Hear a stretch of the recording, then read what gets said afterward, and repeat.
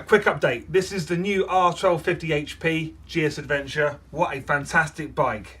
Subscribe to the channel because I'm going to be posting a video of me riding this. So I recorded the ride on this earlier today before I brought it back here to fit a full Denali package 1 on here. Did like a little review so you can see my thoughts on this because it's phenomenal. It's not just a little bit good, it is phenomenal. There's not a link up here right now because I'm going to post this video before I post my little test ride video. But yeah, check it out. Subscribe to my channel, click on the bell so when I post that video you'll be the first to see it. This isn't a full install video, this is just a little tweak because I've sold a couple of these to customers with R1250s they've mentioned that where the light goes on here it's a little bit tight because of this new little feature just here. So what I'm going to show you right now is, I can't remember which one's what now. So this is how the D4 comes out of the box.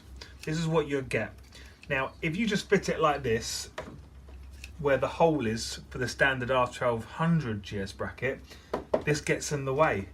It just gets in the way. So what you have to do is take this bracket off here, flick it around 180 degrees so it's like this. So if you look at the difference, can you see the difference? Yeah?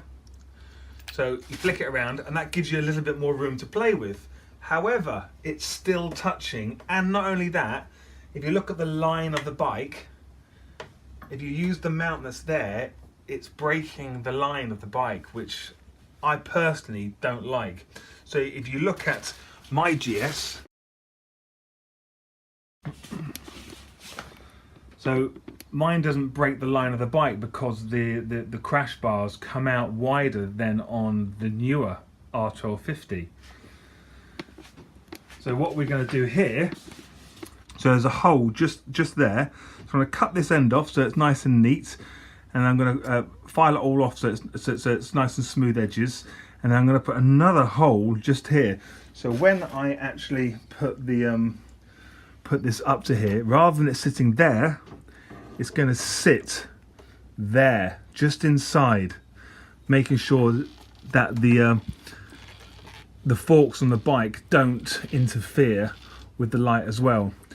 Right, so if you want this bracket for your GS, your R1250 GS Adventure, you need to get it from me because no one else is going to be doing this, because it's the Denali bracket modified, where I cut this section off here, put a new mount hole closer in, so it sits, the D4 sits beautifully in between the fork and the metal trim, like that.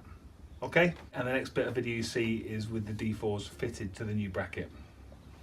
Just before I mount it back on the bike and show you with the D4s fitted, that is the original bracket which you see on my GS Adventure, on the R1200GS Adventure.